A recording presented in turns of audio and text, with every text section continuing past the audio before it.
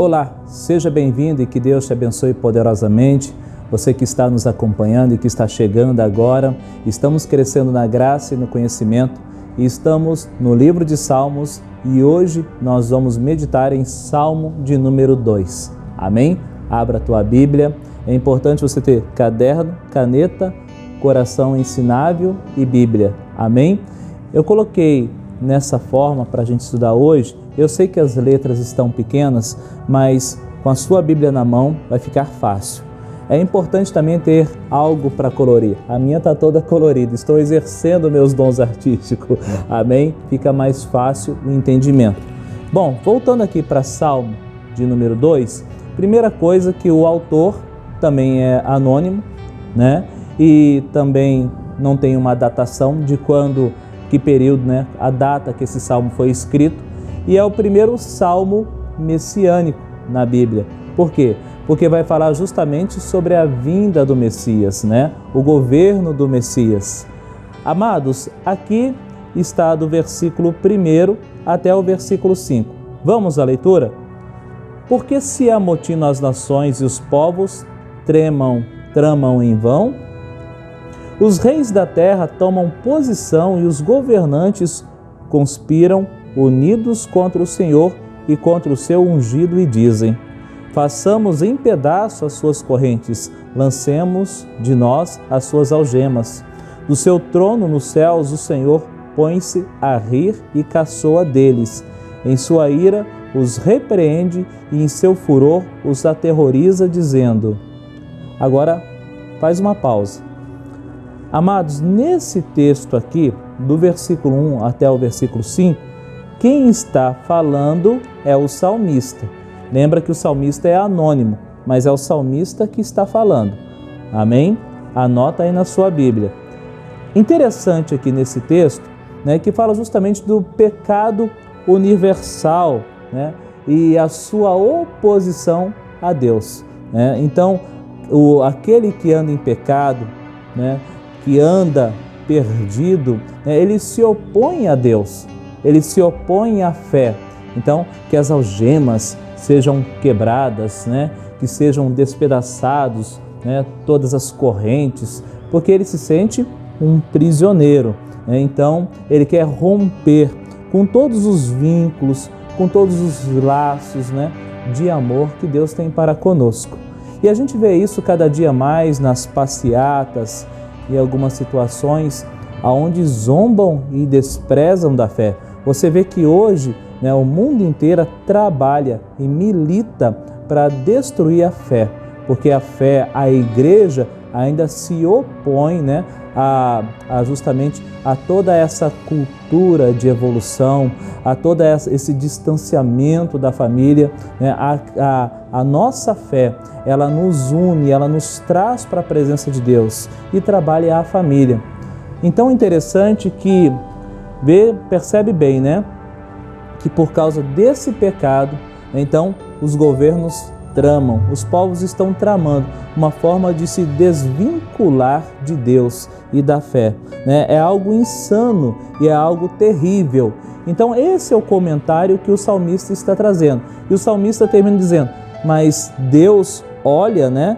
E está rindo desse povo. Olha só, né? E na sua ira os repreende e em seu furor os aterroriza. Ou seja, haverá um dia de juízo, haverá um dia de acerto de contas. Amém? Então, fechamos esse primeiro bloco aqui, onde o salmista está dizendo, né, está declarando o texto. Agora, continuando, por isso que eu coloquei desse formato, veja bem, agora é Deus que vai falar, no versículo de número 6. Eu mesmo estabeleci o meu rei em Sião, no meu santo monte. Eu mesmo estabeleci o meu rei em Sião, no meu santo monte. Então, aqui agora, veja bem, dentro de Salmo de número 2, agora Deus está falando que Ele já estabeleceu, e nós sabemos quem é que Ele estabeleceu, né? É o Senhor Jesus Cristo. É tão interessante porque os salmos foram escritos num período de 1000 anos, né? E já está falando do Messias, está falando do seu governo. E aqui Deus está falando que ele já estabeleceu, né, aquele que vai governar, aquele que será o rei. Agora, dando continuidade, o próprio Senhor Jesus que está falando. Versículo 6, agora seguindo, vamos ler? Proclamarei o decreto do Senhor. Ou seja, aqui Deus está liberando um decreto, eu mesmo estabeleci, né? Então ele liberou um decreto. E aqui o Senhor Jesus está respondendo, proclamarei o decreto do Senhor, ou seja, eu vou cumprir o decreto do Senhor. E ele me disse, tu és meu filho e hoje te gerei. Pede-me e te darei as nações como herança e os confins da terra como tua propriedade. Tu as quebrarás com vara de ferro e as despedaçarás como a um vaso de barro. Né? Salmo de número 2, do 7 ao 9. Amém? Então veja bem que aqui o próprio Senhor Jesus está falando. Então, primeiro, ele vai cumprir o decreto do Senhor, né? Ele é o Filho amado do Pai e os reinos da terra estão submissos à sua autoridade e também ao seu poder. E ele olha para os reinos da terra e são como vasos de barro. O que é isso? Porque a gente vê potências mundiais, governos mundiais, né? Bombas e brigas e guerras, mas perante o Senhor, todo esse poder, toda essa pompa, não passa de vaso de barro que ele quebra com um cetro de ferro. Ou seja, tudo, né, de norte a sul, de leste a oeste, tudo está embaixo do teu domínio e da tua autoridade. Lembrando, né, que nesse salmo Jesus Cristo ainda não tinha vindo à terra, mas já estava apontando para ele. Amém? Glória a Deus. Interessante aqui, ó. Tu és meu filho e hoje eu te gerei. Essa citação aqui também aparece no Novo Testamento. Eu disse para você que o livro de Salmos é o mais citado no Novo Testamento. Então vamos lá? Veja bem aqui agora. Atos capítulo 13, do 32 ao 33. Nós lhes anunciamos as boas novas, o que Deus prometeu a nossos antepassados, ele cumpriu para nós, seus filhos, ressuscitando Jesus, como está escrito no Salmo 2. Tu és meu filho, eu hoje te gerei. Essa aqui é uma expressão de Paulo, amém? Então, falando sobre a mesma citação de Salmo de número 2. Interessante aqui, que eu até coloquei em vermelho, que ele não fala, olha lá, como está escrito no Salmo 2. Ele não fala assim, no capítulo 2. Lembra que eu te ensinei? Olha só, o próprio autor aqui está dizendo Salmo 2. Amém? Fica a dica então. E agora no livro de Hebreus está escrito, Hebreus capítulo 1, versículo 5. Pois a qual dos anjos disse jamais, tu és meu filho, eu hoje te gerei, e outra vez eu lhe serei pai e ele me será filho. Hebreus capítulo 5, 5. Assim também Cristo a si mesmo não se glorificou para se tornar sumo sacerdote, mas o glorificou aquele que lhe disse, tu és meu filho e eu hoje te gerei. Glória a Deus! Olha só, né? Tanto tempo se passou e as expressões agora estão no Novo Testamento. Amém? Então, nós vimos a parte onde o salmista ele se expressou, o próprio Deus, o próprio Senhor Jesus. Agora, para finalizar, veja bem que no versículo de número 10 a 12, o próprio Deus volta na narrativa. Por isso, ó reis, sejam prudentes, aceitem a advertência, autoridades da terra, aceitem a advertência. Então, o próprio Deus está nos advertindo. Ele está advertindo tanto o pequeno como o grande. Ei, prestem atenção, ouça a minha advertência. Amém? E qual é a advertência dele para nós? Adorem ao Senhor com temor e exultem com tremor. Olha só, com temor e com tremor nós devemos servir ao Senhor. Amém? Você é um servo de Deus?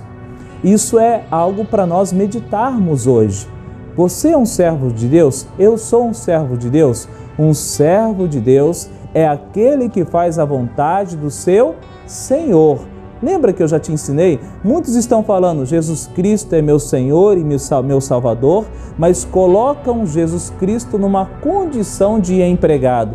Ele tem que fazer tudo o que eu quero. Eu estou no centro. Você precisa sair do centro e Jesus Cristo ser o centro da tua vida. É Ele que dá direção, é Ele que te guia, Ele que te orienta. Amém? E como servo, você está aqui para fazer a vontade dele. Eu sempre falo que viver nessa terra não é um playground, não é um parque de diversão. Nós estamos aqui para um propósito de Deus. Nós estamos aqui para cumprir o chamado de Deus nessa terra. Amém? E para encerrar, beijem o filho para que ele não se ire e vocês não sejam destruídos de repente, pois num instante acende-se a sua ira. Quando fala beijar o filho, justamente fala de submissão, ou seja, se submetam, ao senhorio do Senhor Jesus. Lembra que esse salmo é messiânico, O Senhor Jesus ainda não tinha vindo a esta terra, mas já estava preparando os corações. Mas a mensagem que eu trago para mim, para você hoje, nesse devocional, que nós já vivemos no tempo da graça, ou seja, nós já experimentamos o sacrifício de Cristo na cruz do Calvário. Então esse salmo se cumpriu, amém? E eu tenho a oportunidade de ser um servo do Senhor. Você também foi alcançado e remido pelo Senhor. Então ande na presença do Senhor, com temor e com tremor. E aí finaliza, como são felizes todos aqueles que nele se refugiam. Lembra que eu falei que essa palavra felizes, bem-aventurados, abençoados, aqueles que se refugiam no Senhor. Se esconda no Senhor, vá para a presença do Senhor, porque ali você encontrará abrigo e segurança. Amém? Que Deus te abençoe e guarde essas palavras no teu coração, em nome de Jesus.